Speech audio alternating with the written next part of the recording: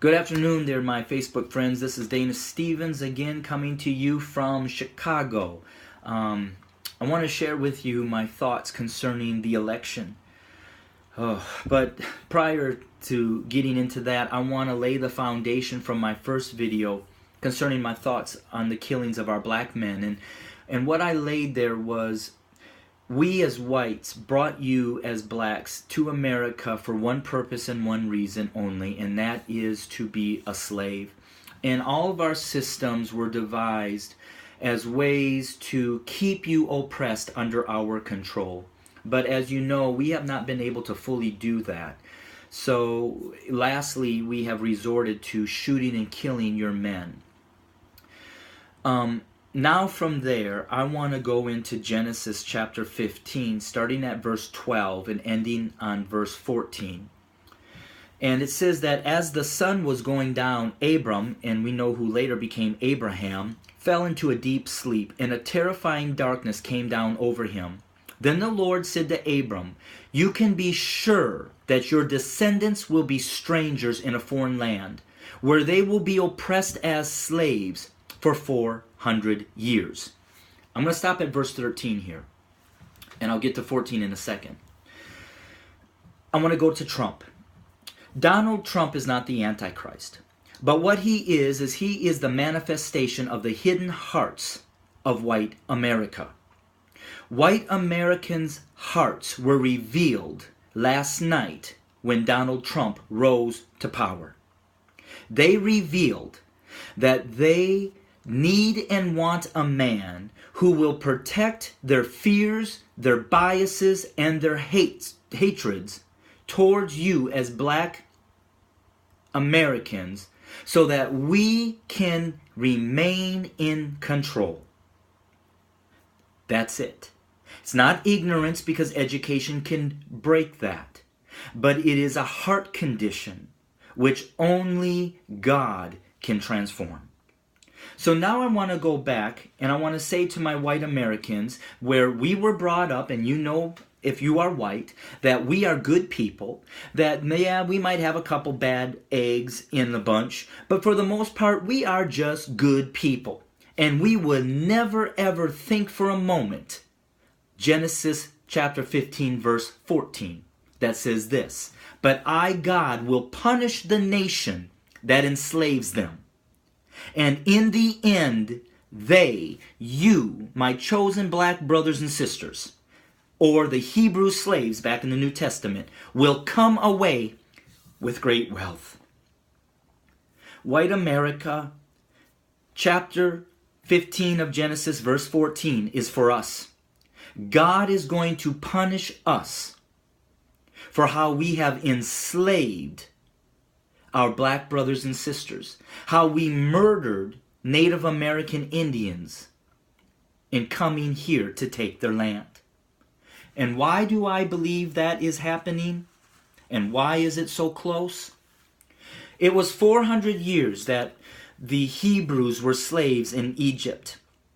Well, on August 20, in the year 1619, historically marks the early planting of the seeds of the American slave trade. Although American slavery was not a known institution at that time, this group of Africans were the first to go on record to be sold as involuntary laborers. That was August 20th of 1619. Add 400 to that. We are looking at 2019 will mark 400 years. And that's why I bring this message now to my black brothers and sisters, that there is hope for you. Your oppressiveness and you being under the control and the hands of white America is coming to an end, because your 400 years will be up in 2019. And I believe that you are direct descendants of Abraham. You are God's chosen people. And I understand that you're frustrated right now because President Obama came in office and it seems like things have only gotten more and more rough for you. But now I want to bring you into Exodus chapter 5. And I want to remind you that when Moses and Aaron went and spoke to Pharaoh and commanded and demanded him to let his people go, how did Pharaoh respond? Well, this is how he responded. In Exodus chapter 5, verse 6, it says, "That same day Pharaoh sent this order to the Egyptian slave drivers and the Israelite foremen. Do not supply any more straw for making bricks. Make the people, make the slaves get it themselves, but still require them to make the same number of bricks as before.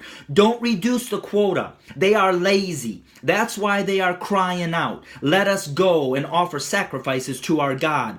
But load them down with more work. Make them sweat. That will teach them to listen to lies." President Obama was in office asking the government or Pharaoh to let you go. But they rejected him. They did to him what the Pharaoh did to Moses. And because of that, they've turned up the heat. That's why the racism that we see now isn't new. It's just forming because you, as God's people, are starting to say, "Let us go." And we, as white men, are refusing to do so.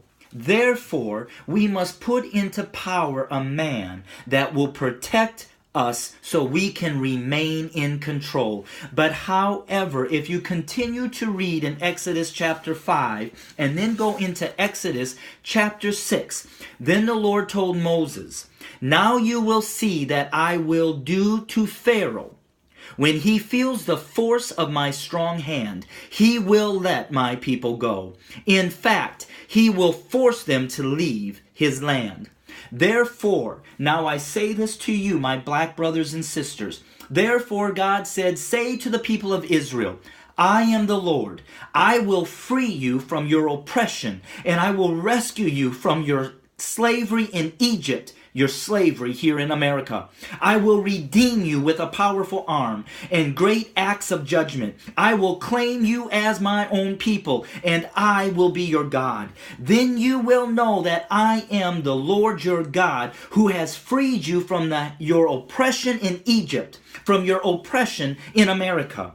And I will bring you into the land I swore to give Abraham, Isaac, and Jacob. I will give it to you as your very own possession. I am the Lord." Today might seem like gloom and doom for you, my black brothers and sisters. But greater than the Pharaoh is a God that has chosen you as his people, as direct descendants from Abraham. Your 400 years is coming to an end. Your oppression is coming to an end. Your freedom is on the brink. So what do? You start to get your lives in worshiping God. You return to your God. You dedicate your lives to him. You seek his face and watch him do the rest.